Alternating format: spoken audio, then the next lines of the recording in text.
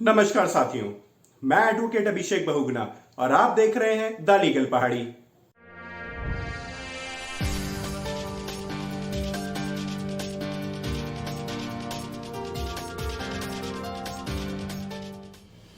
अगर किसी भी एसबीआई अकाउंट होल्डर की मृत्यु हो जाती है तो परिवार के सदस्य उनके खाते में पड़े पैसे को कैसे क्लेम करते हैं, आज इसी सवाल पे बात करेंगे।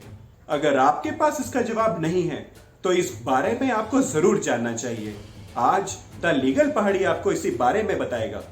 मृत्यु के बाद एसबीआई अकाउंट होल्डर के खाते में पैसे क्लेम करने से पहले दो बातें जाननी बहुत जरूरी है।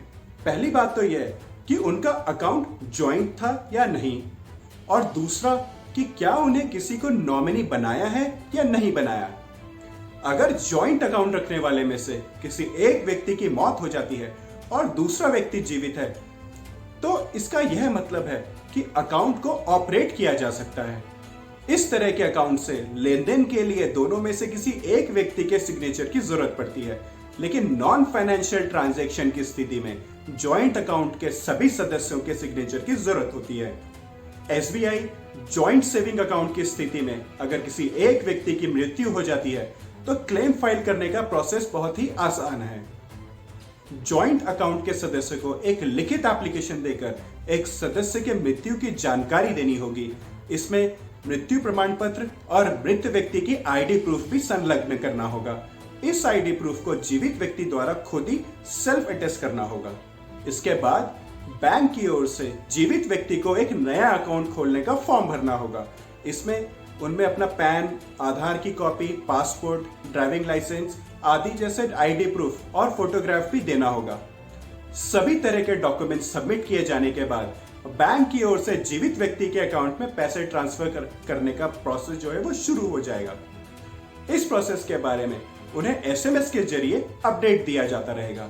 मृत व्यक्ति के नाम से जारी डेबिट एटीएम कार्ड भी ब्लॉक करना होगा। इससे ब्लॉक करने के बाद नए एटीएम कार्ड के लिए होम ब्रांच या नेट बैंकिंग के जरिए अप्लाई करना होगा। एसबीआई की वेबसाइट पर दी गई जानकारी के मुताबिक फिक्स डिपॉजिट की स्थिति में मृत व्यक्ति का नाम हटवाकर इसे ही जारी रखा जा सकता है। अगर जीवित व्यक्ति इस एफडी को बंद कराना चाहते हैं तो बंद भी करा सकते हैं। अगर एफडी पर किसी वारिस या किसी अन्य का नाम है तो इसे उन्हें ही जारी किया जाएगा। मृत्यु के बाद एफडी अकाउंट को बंद कराना प्रीमेच्योर विड्रॉल नहीं माना जाएगा। ऐसे में किसी तरह की पेनल्टी भी नहीं देनी पड़ेगी। किसी भी जॉइंट सेविंग अकाउंट से भी किसी भी तरह का लेन देन तभी किया जा सकता है जब सभी सदस्यों में से कोई एक व्यक्ति जीवित हो। जॉइंट अकाउंट के सभी सदस्यों की मृत्यु की स्थिति में कानूनी वारिस को ही यह बैलेंस ट्रांसफर किया जाएगा, लेकिन कानूनी वारिस को भी कुछ डॉक्यूमेंट सबमिट करने होंगे। बैंक की ओर से सक्सेशन सर्टिफिकेट, वसीयत या कोर्ट की ओर से जारी लेटर ऑफ एडमिनिस्ट्रेशन मांगा जा सकता है। बैंक की ओर से केवाईसी प्रोसेस को भी पूरा करने के लिए कहा जा सकता है।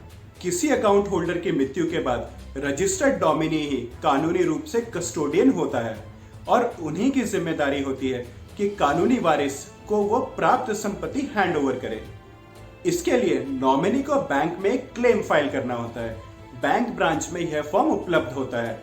नॉमिनी को इस फॉर्म के साथ photo, original passbook, chequebook, ATM card, मृत्यु प्रमाण पत्र, नॉमिनेशन रसीद, मृत्यु व्यक्ति के साथ रिश्ते को लेकर कोई प्रूफ और नॉमिनी का एड्रेस प्रूफ देना होगा। इसके अलावा नॉमिनी को दो लोगों को गवाह के सिग्नेचर भी देने होंगे। ऐसी स्थिति में कानूनी वारिस को बैंक की ओर से खाते में पड़े पैसे ट्रांसफर किए जाते हैं।